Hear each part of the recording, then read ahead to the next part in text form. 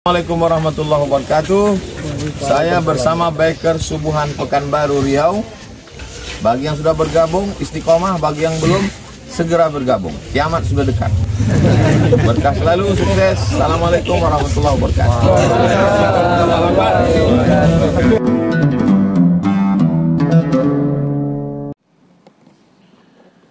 A'udzubillahiminasyaitonirrajim. Bismillahirrahmanirrahim. Assalamualaikum warahmatullahi wabarakatuh. Innalhamdalillah nahmaduhu wa nasta'inu wa nastaghfiruh wa na'udzu billahi min syururi anfusina wa min sayyiati a'malina. May yahdihillahu fala mudhillalah wa may yudlil fala hadiyalah. Asyhadu an la ilaha illallah wahdahu la syarikalah wa asyhadu anna Muhammadan abduhu wa rasuluh. Allahumma sholli wa sallim wa barik ala hadzal nabiyil karim wa ala alihi wa sahbihi ajmain. Bapak-bapak pengurus masjid yang saya hormati, alim ulama, tokoh masyarakat, cerdik pandai, Bapak Ibu, orang tua yang saya muliakan, hadirin hadirat yang semoga kita semua senantiasa dirahmati oleh Allah. Bersyukur kita kepada Allah dengan mengucapkan alhamdulillahirabbil alamin atas nikmat iman yang Allah karuniakan sehingga ringan hati Bapak Ibu untuk duduk menjelang waktu syuruk ini.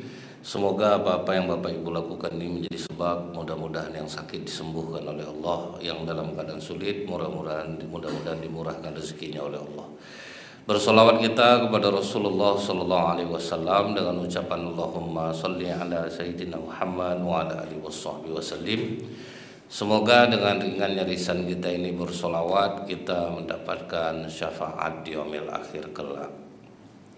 Bapak Ibu yang saya muliakan, diceritakan oleh Imam Abu Hanifah ketika beliau keluar dari rumah hari itu, terdengar dia dari sebuah rumah yang terbuka jendelanya orang yang sedang merintih karena keadaan hidupnya. Didengar oleh Imam Abu Hanifah, dia mengatakan, duhai sungguh malang nasibku ini.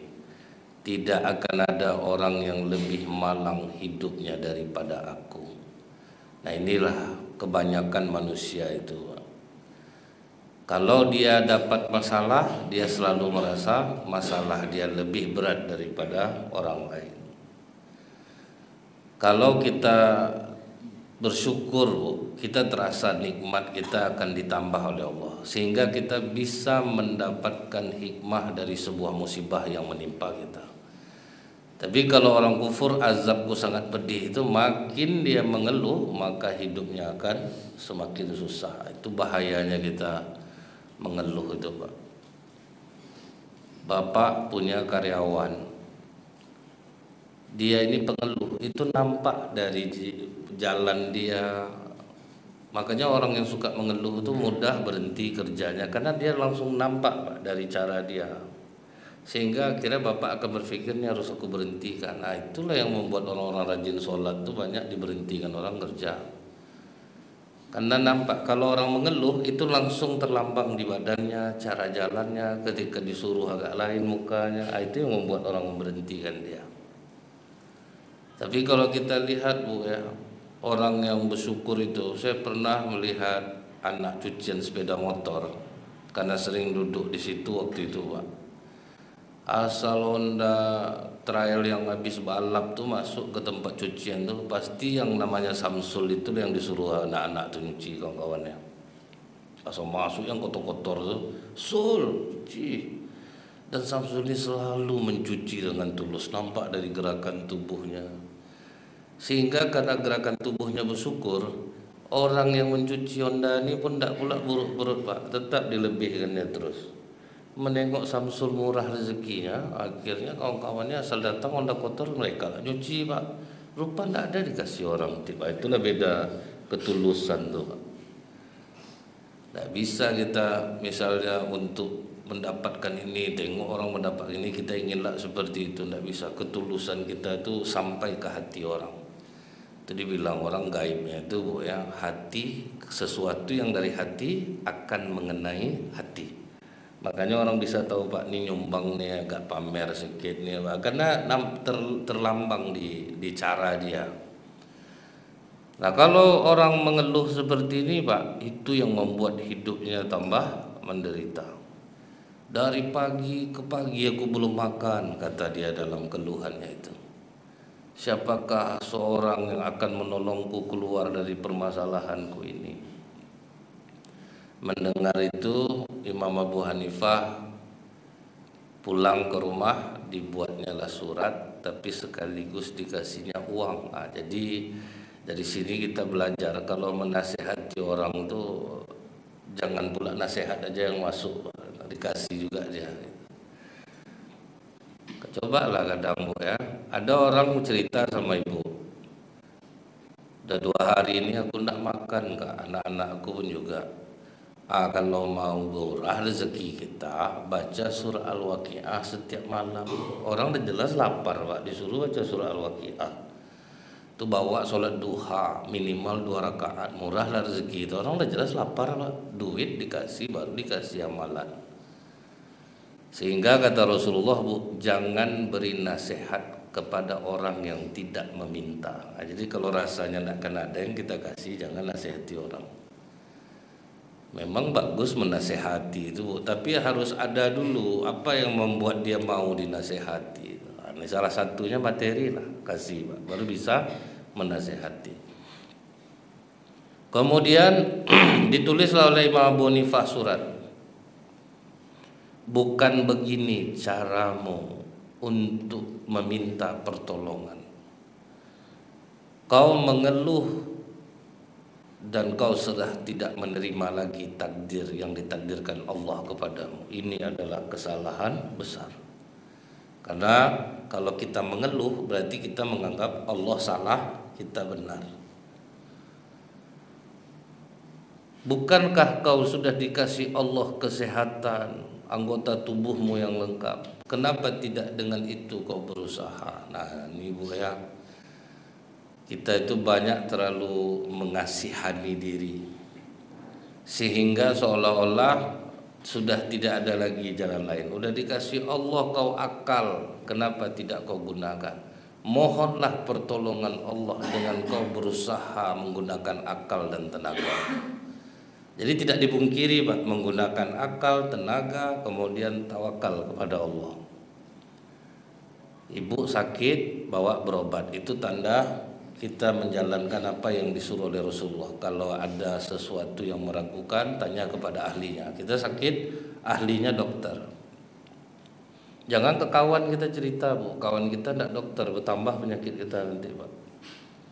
Agak sakit dadaku sebelah kiri ini, macam itulah gejala keponakan aku yang meninggal 2 hari kemarin tuh Bang. Macam abang itu, itu yang membuat kita bertambah penyakitnya dia.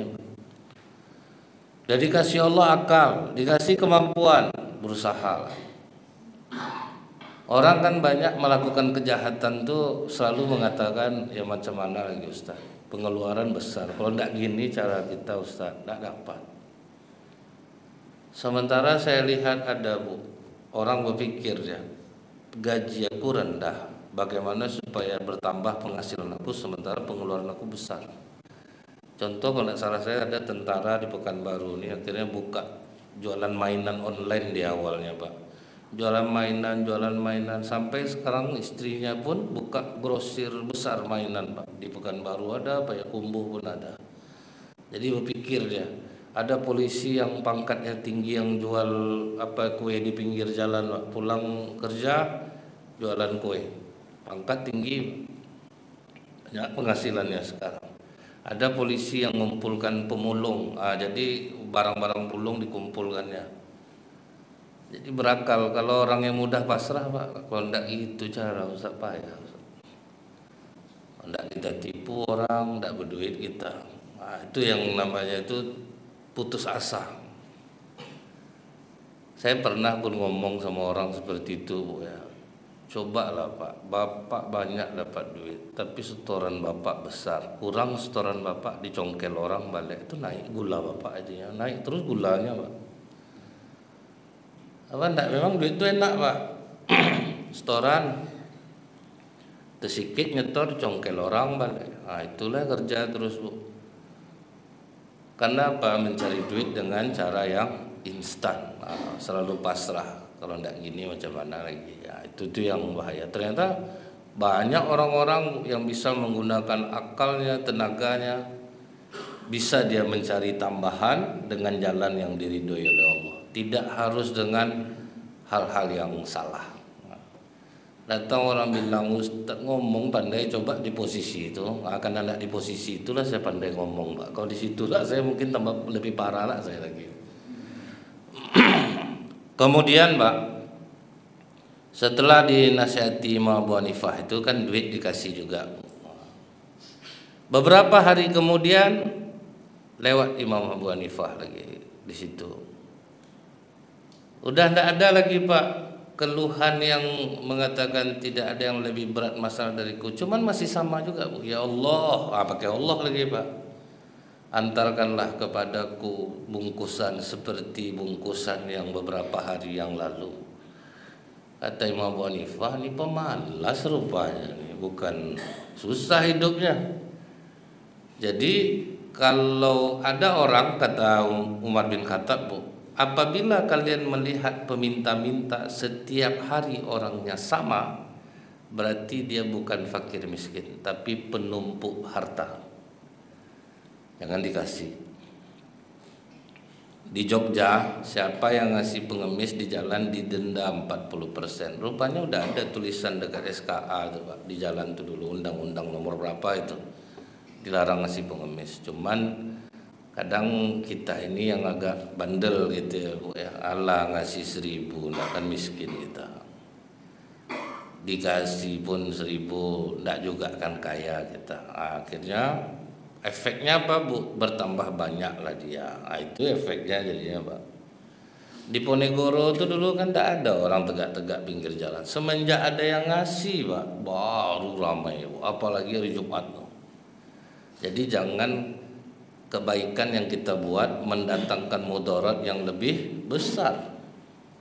Itu kebaikan yang melahirkan mudarat yang lebih besar Bu. Ponegoro itu penuh tuh Pak, gerobak satu duduk lah dia dari pagi sampai sore. Lumayan juga penghasilannya Pak. Kalau tidak lumayan tidak mungkin dia duduk situ.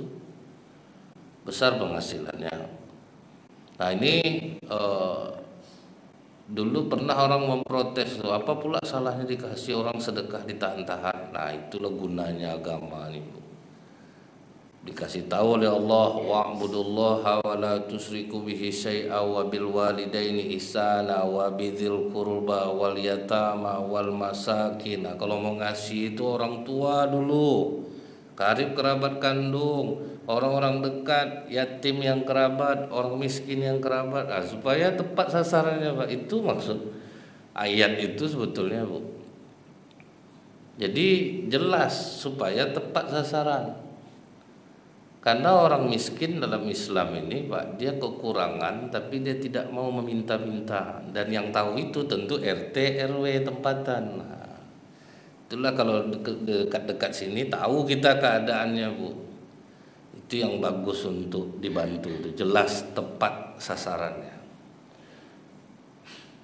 Nah karena Imam Abu Hanifah mengetahui dia pemalas, baru masuk Imam Abu Hanifah dinasihati dia. Bukan seperti ini cara kau meminta kepada Allah.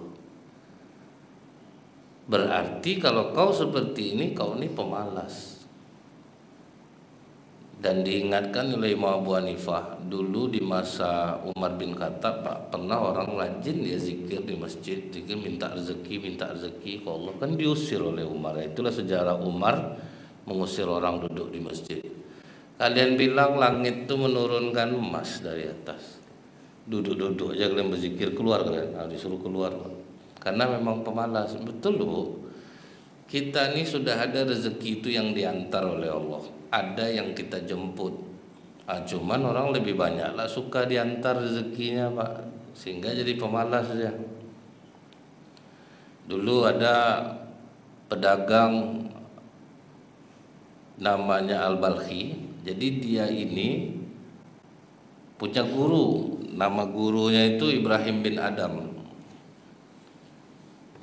Seharusnya dia berangkat ke Syam itu 3 bulan Pak, berangkat pulang 3 bulan, tapi baru seminggu balik dia balik Pak. Ditanya oleh Ibrahim bin Adham, kenapa kau kembali begitu cepat? Waktu di perjalanan setelah 1 minggu, setelah 5 hari, aku ada duduk di sebuah bangunan tua, dan dekat bangunan tua itu aku melihat ada burung yang buta matanya. Sampai aku berpikir, bagaimana lah burung buta ini mendapatkan makanan. Disitulah aku takjub, rupanya ada burung yang lain yang terbang mengantarkan makanan untuknya dan menyuapkan ke mulutnya. Dari situ aku berpikir, sedangkan burung butanya aja diantarkan rezekinya, kenapa aku harus bersusah payah berdagang? Makanya aku kembali lagi. Maka kata Ibrahim bin Adham, mana menurut kau yang lebih mulia, burung yang buta itu atau burung yang ngasih makanan? Tentu burung yang ngasih makanan. Jadi kau mau jadi burung yang buta itu, tangan di atas lebih mulia daripada tangan di bawah, baru balik dia jualan balik. Itu yang orang sering salah arti itu. Jadi memang betul, duduk-duduk aja kita ada rezeki kita tuh Pak. Cuman itulah hina kita jadinya, karena memang kita itu diberi kemampuan untuk berusaha. Itu yang pernah saya sampaikan. Ada satu masjid di Pekanbaru nih, saking enaknya makan di masjid tuh Pak, sampai tidur masjid dia ada sekitar 8 orang tuh. Akhirnya memang jaya dia hidup di masjid tuh. Namanya kita di masjid ini ada-ada aja rezeki Pak, ada aja orang antar makanan, ada yang antar. Cuman efeknya jadi apa Pak? Jadi pemalas orang-orang itu. Sampai berkelahi lah sama pengurus. Kalian tinggal di masjid, membersihkan masjid pun dia tak mau. Yang betul-betul jadi pemalas dia. Jadi orang memandang benci kepada mereka itu Pak. Kalau terbantu juga dia di masjid tuh mau nolong-nolong marbot, bersih-bersih jadi juga lah. Ini betul tidur. Nah, karena memang ada orang yang sering ngajak-ngajak mereka makan, senang nengok dia di masjid. Nah, cuman dia hina. Ternyata bukan hina di mata masyarakat, pantas istri mereka benci kepada mereka Pak. Pantas tidur di masjid dia macam ini, lakinya selama ini tidak mau mencari Pak kan. Pengeluaran bertambahnya terus tidur di masjid Pak. Dan rupanya 88-nya udah ditinggalkan sama istrinya masing-masing Pak. Itu efeknya tuh. Kalau salah dalam memahami agama ini ya Bu ya, aku zikir dapat aku makanan, ngapa aku harus bekerja? Itulah jadi hina jadi. Jadi Imam Abu Hanifah ini menasehati orang ini agar dia mau bekerja. Kalau kita ingat lagi Pak, Rasulullah cara mengajar sahabat seperti apa Bu? Pertama datang orang meminta kepada Rasulullah, ya Rasulullah, berikan aku uang untuk bisa membelikan makanan untuk istri dan anakku karena aku tidak punya pekerjaan. Dikasih oleh Rasulullah Pak.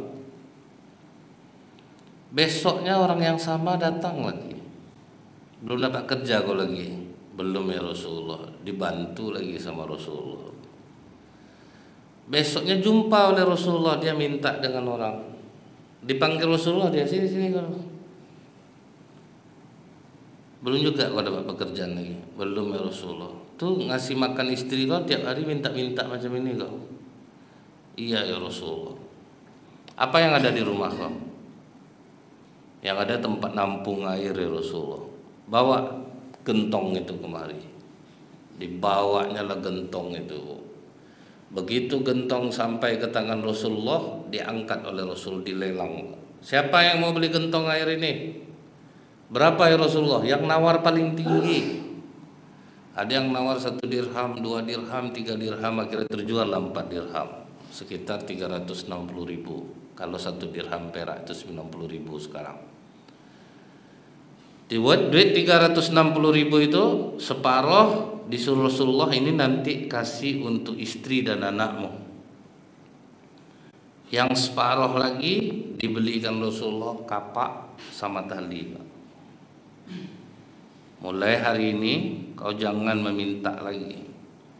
Pagi besok habis sholat subuh kau pergi ke gunung, kau cari kayu di hutan, kau jual, dengan itulah kau hidup.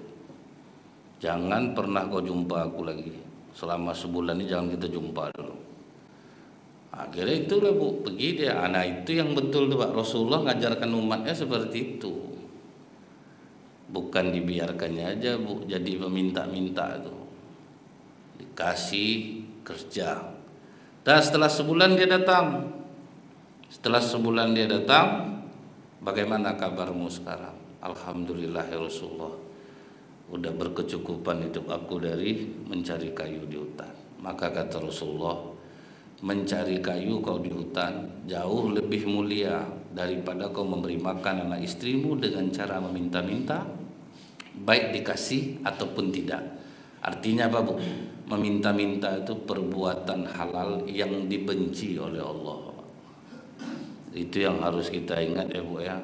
Kadang RT udah dikasih RT kupon sembako untuk orang-orang miskin. Nah, kadang ibu-ibu yang kaya ini menuntut juga Pak RT ini udah adil, bagilah semua, udah jelas orang miskin ya Pak. Makanya Bu, pengertian miskin dalam Islam itu orang yang kekurangan.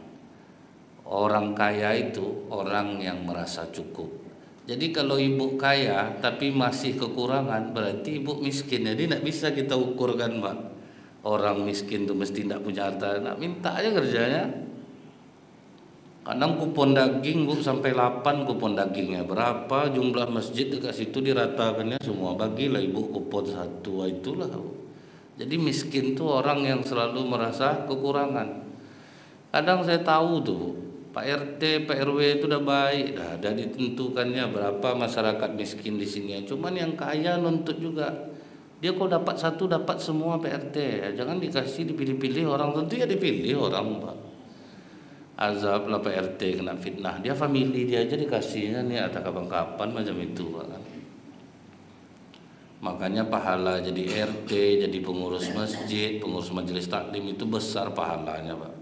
Karena gaji nak dapat dimaki-maki orang selalu.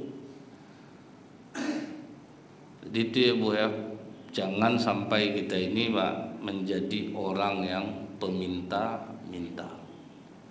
Kenapa Jepang itu begitu maju?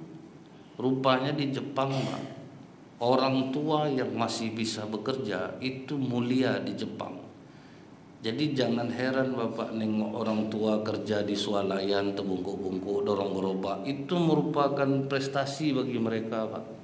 Jangan coba dikasihani, dikasih duit Bu, marah orang tuh Pak. Orang Jepang benci sama tip. Naik taksi dikasih orang tip, ngamuk dia Pak. Saya udah punya pekerjaan. Nah, itu kalau orang Indonesia deh segitu aku dikasih ya, parah. Nah, udah dikasih ndak lah bersyukur.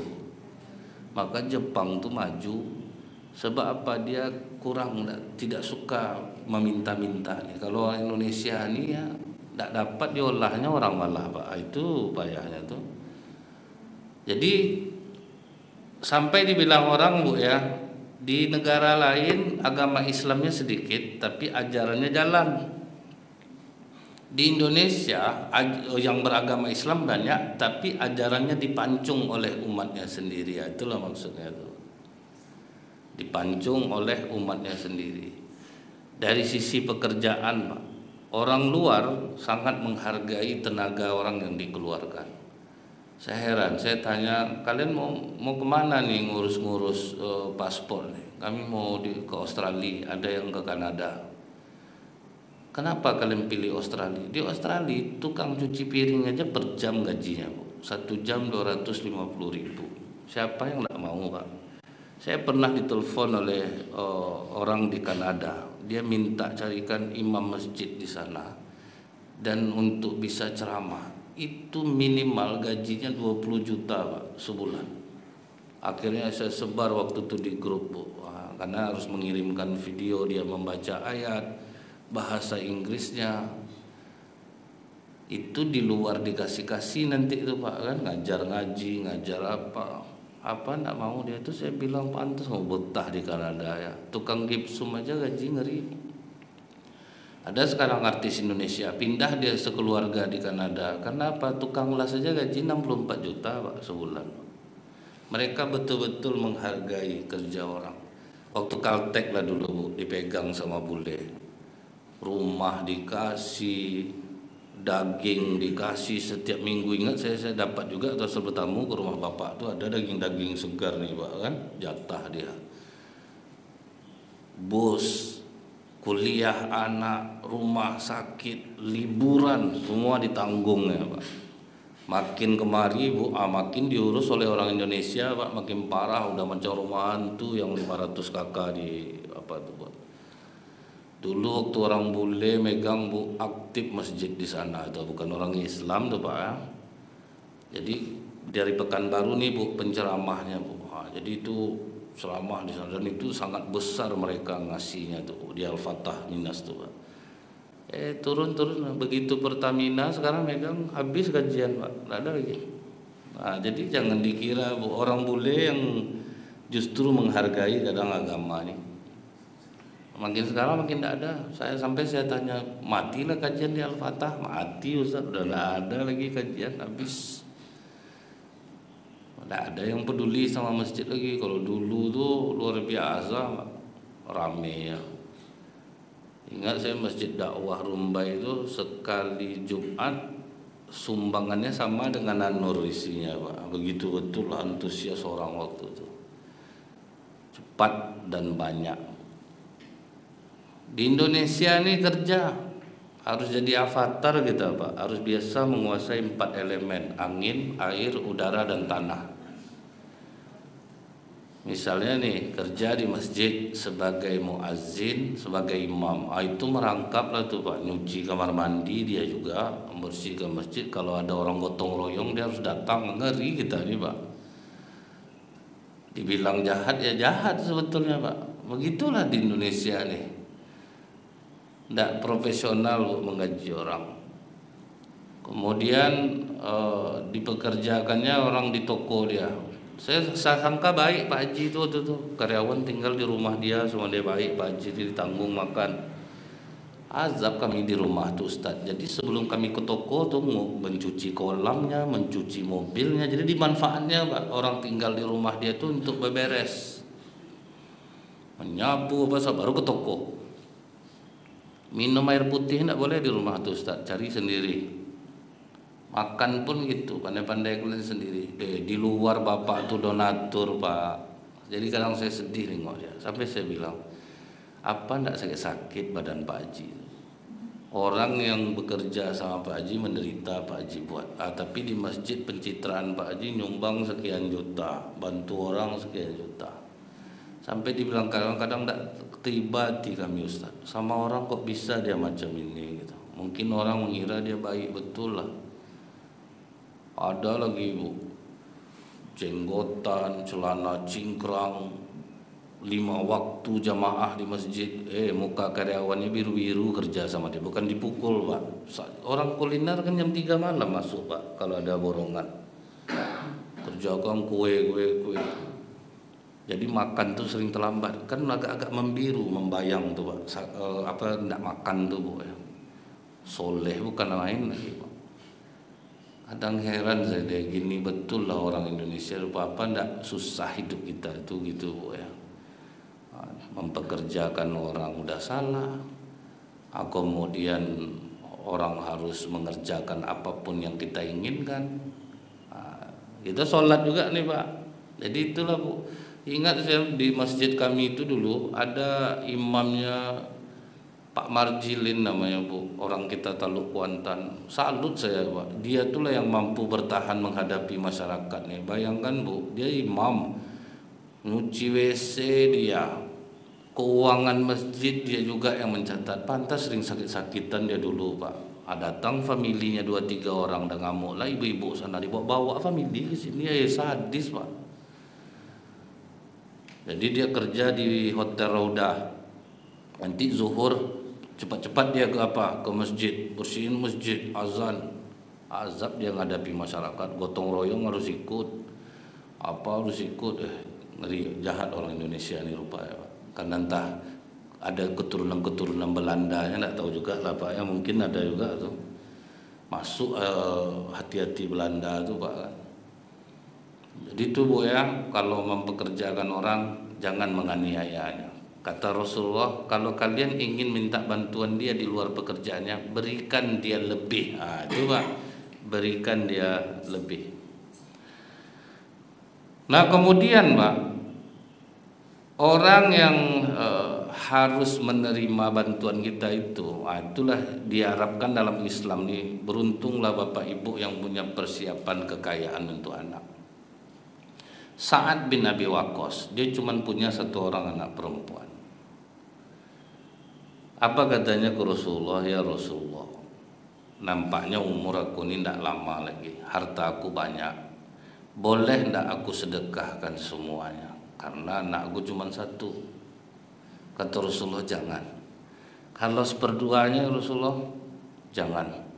Kalau sepertiga, kalau sepertiga itu udah banyak, segitu aja lo kasih. Karena lebih baik kau meninggalkan anakmu dalam keadaan kuat ekonominya daripada dia jadi orang susah meminta-minta. Itu Bu ya, Bapak Ibu yang sudah menyiapkan untuk anak aset, ada tanah, ada sawit, itu bagus. Karena memang dikhawatirkan jangan dia nanti jadi orang yang peminta-minta. Dia harus kuat ekonominya. Meninggalkan anak dalam keadaan kuat ekonominya lebih baik daripada dia nanti jadi peminta-minta. Menabung orang tua, ada rumah-rumah yang udah dibuat ke orang tua, jadi anak pun terhormat besok jadinya. Kalau enggak itu Pak, kasihan gitu jadinya. Orang-orang yang saya ada waktu itu memarahi kawan karena dia menguasai harta dari saudaranya. Dia kebetulan apa Pak ya, takdir Allah meninggal ayah ibu anak ini, jadi yatim piatu. Cuman dia banyak hartanya, cuman dikuasai pun oleh kawan nih Pak.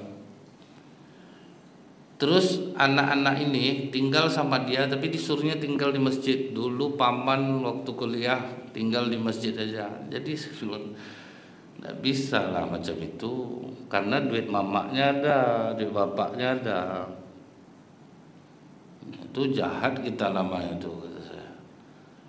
Kita tahu agama, kata saya. Sementara duit orang tuanya tuh ada, kenapa kok anaknya diginikan sekarang? Suruh tinggal di masjid, cari biaya kuliah sendiri, kan jahat no. Jadi memang kalau sama duit nih Pak, orang tahu agama pun lewat. Akhirnya saya sadar Bu. Dulu ingat saya, Al-Quran aja dikorupsi sama orang. Kurang ilmu agama apa orang coba Pak. Memang kalau sama duit nih susah Pak. Untuk kuat iman kita tuh susah kalau udah urusannya itu duit. Termasuk saya juga. Kalau sempat macam itulah keadaan mungkin lewat juga Pak. Keadaan enggak. Makanya saya karena tahu kelemahan saya itu Bu, saya tidak pernah mau berurusan dengan hal-hal yang seperti itu. Tidak pernah bekerja di instansi manapun. Tidak pernah saya mengasih proposal ke pemerintah manapun. Jadi dari dulu tuh memang merintis bisnis lah kami Pak. Karena saya tahu suatu saat kita akan diundang orang nggak punya duit ngundang kita. Gimana kita harus punya stok. Merintislah usaha, duduk tegak dari tahun 2003 merintis usaha. Karena saya takut kalau sempat saya dekat sama pemerintah, saya pasti jadi penjilat Pak. Orang tipe saya ini hari ini Pak, congok sama duit nih Bu. Karena saya udah tahu nih Pak, tipe saya ini bahaya kalau sama duit. Jadi saya harus mencari sendiri. Karena kalau saya lihat waktu itu Pak, terhina saya rasa Pak. Ada kiai, waktu itu saya ceramah di Masjid Raya Senaplan, acara Pemprov, waktu itu masih Pak Syam. Dia mau ngasih proposalnya sampai mencium tangan Pak Sam kiai ini Pak. Apa enggak malu kita nengoknya Pak? Pak Sam sendiri malu Pak. Kenapa? Dia sangat berharap nanti proposal itu cair. Jadi rela menghinakan diri. Itulah. Jadi peminta-minta ini banyak jenisnya Bu. Orang-orang punya pondok pesantren pun ada juga jadi peminta-minta. Ada juga yang apa namanya dengan dalih ini pesantren untuk anak-anak yatim dan duafa. Itulah jadi tujuannya itu Pak. Terus saya bilang, kalau tidak berduit jangan buka sekolah. Gontor aja pernah tidak buat macam ini, meminta-minta sama orang belum ada lagi. Yang sekarang ini lah, kalau tidak ada duit jangan bangun pondok tahfiz, jangan bangun pondok pesantren. Ini sibuk minta-minta sama orang. Jadi itulah dijual terus untuk anak yatim dan duafa, yatim dan duafa, yatim dan duafa. Akhirnya ditaruhnya lah di pom-pom bensin anak-anak santrinya tuh. Terus saya tanya, kapan belajarnya anak-anak tuh? Kalau disuruh minta-minta di pom bensin, bawa kotak satu untuk pesantren ini, kan ada tulisannya tuh Pak. Saya ketemu kiainya Bu, pandai dia ngomong, dia gini Ustadz, kadang macam-macam rupanya. Kalau orang muda macam itu tuh Pak, kata-katanya bagus Pak. Tidak bisa kita bantah dia, cara dia ngomong bagus. Kemudian baru ingat saya Bu, orang kalau udah terbiasa meminta-minta, dicabut Allah rasa malunya. Jadi memang tidak bisa dilarang Pak. Kan ada tuh, pokok asal bapak ke pom bensin, nah itu anak murid dia tuh, itu udah ketemu saya sama kiainya. Memang tidak bisa berhenti Pak. Mobil kiainya ganti-ganti Pak. Jadi itulah topeng itu tuh Bu ya. Makanya lebih baik meninggalkan anak dalam keadaan kuat ekonominya. Nah setelah itu Bu ya, kita ini harus tahu juga itu, tidak selamanya penyakit yang ada di tubuh kita ini murni karena penyakit. Bisa jadi juga karena kurang memberi Pak. Menerima dari Allah sering, mengeluarkannya tidak mau. Ada suami istri, dia ini udah nikah selama 5 tahun, kemudian pernah hamil, keguguran, dikuret. Sejak dikuret tuh Bu, sering tidak berhenti pendarahannya, itu sampai pernikahan 17 tahun. Jadi dari gemuk badan ibu itu sampai habis. Terus dia sering ikut-ikut pengajian di kantor Pak. Jadi kalau dia bertanya, Ustadz ini jawabnya apa? Ya, sabar aja lah Bu, ini mungkin bagian dari ujian. Namanya orang beriman itu pasti diuji oleh Allah. Terus seperti itu Pak, bolak-balik rumah sakit, bolak-balik rumah sakit. Sementara hidupnya mapan Bu, karena dia suami ini kerja di perusahaan multinasional. Jadi kalau uang aman Pak, semua aman, tidak ada yang kurang. Cuman penyakit ini lah bolak-balik. Sampai dia dengar pengajian Bu. Kalau sudah dengan sholat penyakit tidak sembuh, diistighfarkan, dan juga sembuh. Mungkin yang dikatakan Rasulullah ini yang benar, sembuhkan penyakitmu dengan sedekah. Mendengar itu, ini yang belum pernah kulakukan nih. Nah, kalau kita ini kan Bu, saya tahunya banyak orang Pekanbaru nih agak pelit sedekahnya dari jumlah pasien rumah sakit Bu. Itu aja ya, karena di Arab Saudi rumah sakit sepi, tidak ada pasien Bu. Rata-rata kalau dokter ditugaskan di Madinah, di Mekah, banyak yang minta mundur Pak, karena bisa duduk tidur. Pas datang jamaah Indonesia lah Bu, baru hidup darah dokter di sana, ada kerja dia jadinya. Kalau tidak ada jamaah Indonesia Pak, tidak kerja orang tuh Bu. Dari mana-mana itu ada kerja dia jadinya. Sebab orang Indonesia ini suka soleh sendiri, ada duit berangkat umroh, tetangga susah tidak terbantu Pak. Jadi asal ada duit berangkat umroh. Jadi soleh sendiri, suka soleh sendiri. Tidak mau nolong orang gitu. Jadi tidak manfaat hartanya untuk orang lain. Makanya tuh banyak penyakit orang Indonesia nih. Coba lah Pak, rumah sakit Safira dari 2 pintu ruko sampai sebesar itu. Berarti kan banyak peminatnya. Awal bros udah 3 Bu.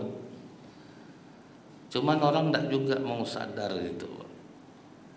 Nah, begitu ibu nih tahu, rupanya selama ini karena dia tidak tahu, dia istighfar juga ke Allah, minta ampun ke Allah. Rupanya jalur yang ini belum Pak. Pulang ke rumah ditanyanya ke suaminya, kita sedekah banyak ya Bang, untuk apa? Supaya sembuh. Sambil kita besok mau cek ke dokter, kita singgah dulu lah ke tempat apa, lembaga zakat. Pergilah dia Bu, sebelum ke dokter, singgah ke lembaga zakat itu. Ditanyanya, apa benar sedekah itu bisa menyembuhkan penyakit? Sebentar ya Bu ya, saya panggil guru saya dulu. Lalu ustadznya Pak menjelaskan. Setelah dijelaskan ustadz ini, makin kuatlah hatinya. Saya ini ada penyakit, ini totalnya sudah 17 tahun. Jadi saya bolak-balik rumah sakit. Ini saya mau ke rumah sakit nih, mau cek. Jadi saya sempatkan ke sini dulu.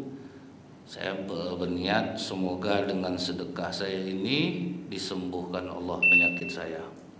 Dibimbinglah oleh ustadz tuh Bu. Pertama mendoakan diri dia sendiri, kemudian baru didoakan mana yang diucapkan dia sendiri. Diucapkan, kemudian dibacakan doa oleh ustadz. Setelah itu baru mereka pergi ke dokter. Sampai di dokter sudah dicek, pulang dari dokter itu Pak, bukan berkurang penyakitnya, bertambah, pendarahan jadi banyak.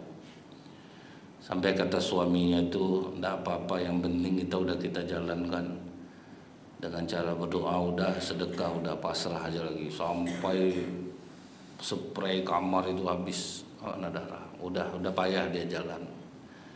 Nah, pagi besoknya pengen ada keluar sesuatu rasa dari perutnya nih Pak. Oh, susah payah dia masuk kamar mandi. Begitu di kamar mandi keluar dari kemaluannya daging. Bukan dari dubur yang keluar Pak, dari kemaluannya keluar daging. Takut dia Bu, dicucinya daging tuh Pak, dibungkusnya pakai plastik, dibawanya ke dokter tuh. Kemudian dicek sama dokter, sebentar ya Bu ya, ini saya lihat dulu ke lab.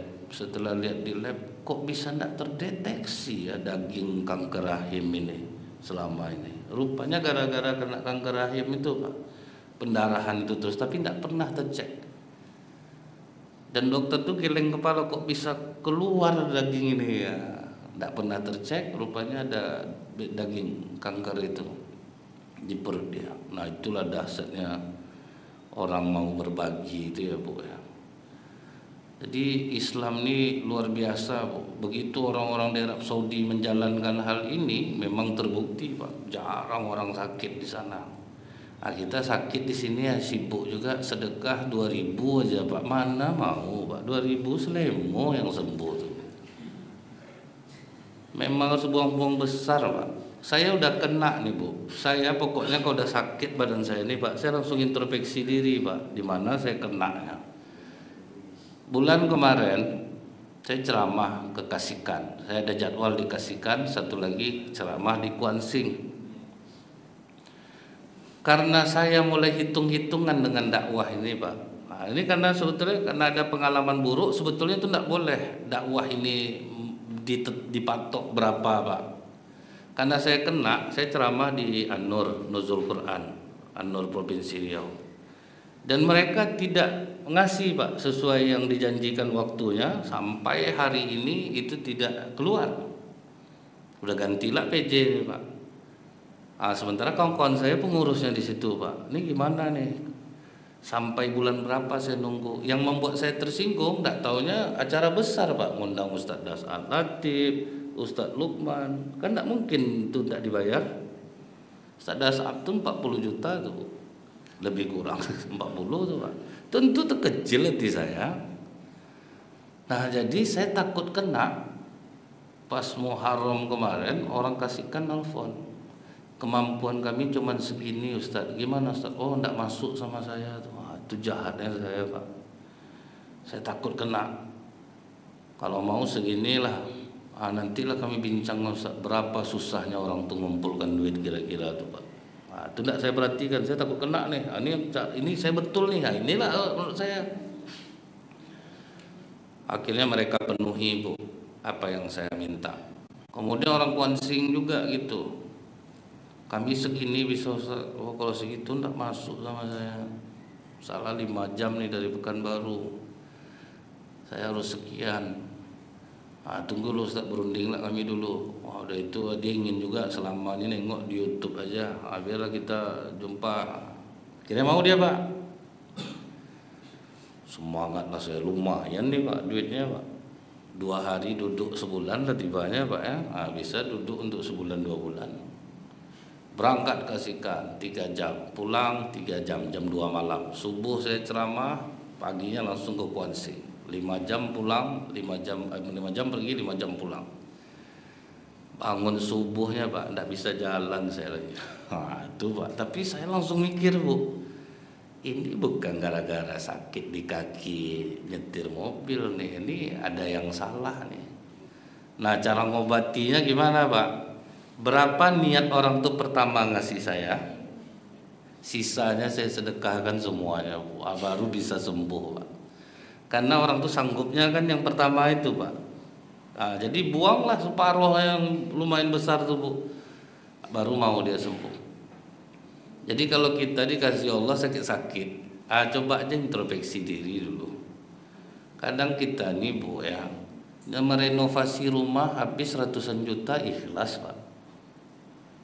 Pergi belanja ke mall, tertarik sama baju, sama sepatu, ikhlas belanja semuanya. Ngasih cucu 50, 100, ikhlas. Pergi liburan, makan-makan, habis ratusan ribu, ikhlas. Tiba ke masjid Bu, 5.000, 10. Doa nak tanggunglah panjangnya Pak. Udahlah sedikit ngasih, doa panjang pula Bu. Ada yang banyak ngasih, harus disebutlah namanya, kalau tidak disebut merajuk dia Pak.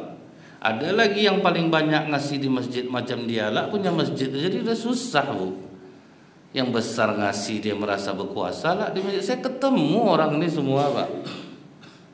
Dia jadi donatur besar di masjid itu Bu, dia ngatur semuanya Pak. Sampai tidak ada guna pengurus lagi, pendapat dia aja yang harus diterima. Itu tidak sedikit di Pekanbaru tuh. Pokok di Pekanbaru ini Bu, tidak sedikit seperti itu donatur.